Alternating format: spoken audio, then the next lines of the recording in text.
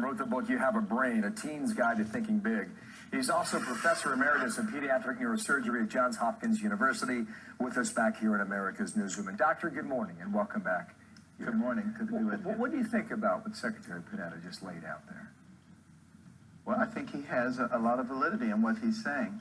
You know, the problem with Washington is that we've all become Democrats and Republicans instead of Americans.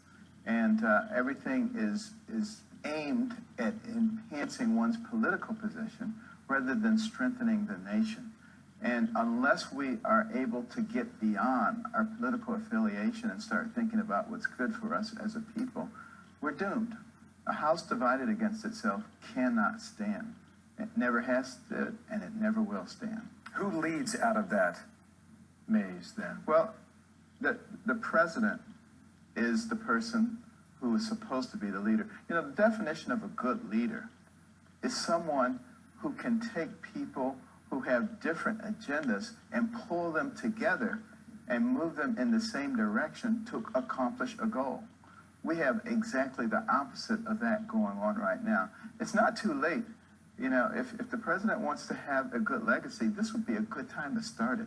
And let's start looking for ways that we can do things that strengthen America and not place everything into a partisan arena that cause people to fight each other. Well, you know, Panetta also said the presidents learn from their mistakes, and certainly you would think that, you know, given the experience, especially when he was referring to ISIS in terms of Secretary Panetta.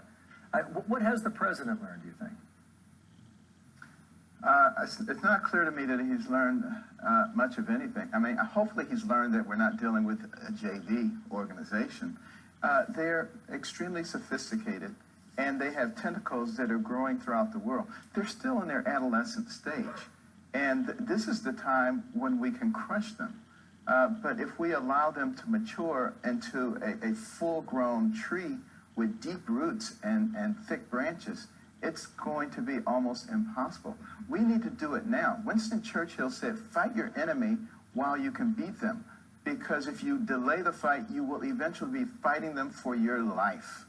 We need to understand that. Just last week, the president said his job, when it comes to this terrorism, is like a mayor fighting crime in a big American city. And what he said was, if the mayor's successful, then he'll take the crime out. And suggesting that over time, we will judge whether or not he is successful and whether or not he takes on ISIS the correct way. Now, you've given this great thought, and you just quoted Churchill suggesting we need to get after them now in their infant stage. What would you do, Doctor? Yes. Well, I would use every resource available. Military, banking, sanctions, you name it. And I would not hesitate to put boots on the ground. You know, we need to be the leaders. The coalition will form if it has a leader, but you can't sit around saying, well, you guys do this and we'll do, you know, this is serious.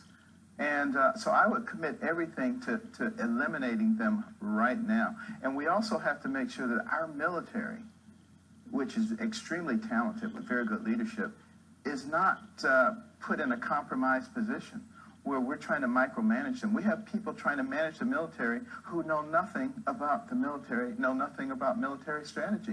And our military needs to know that they're not going to be prosecuted when they come back because somebody has said you did something that was politically incorrect. There is no such thing as a politically correct war.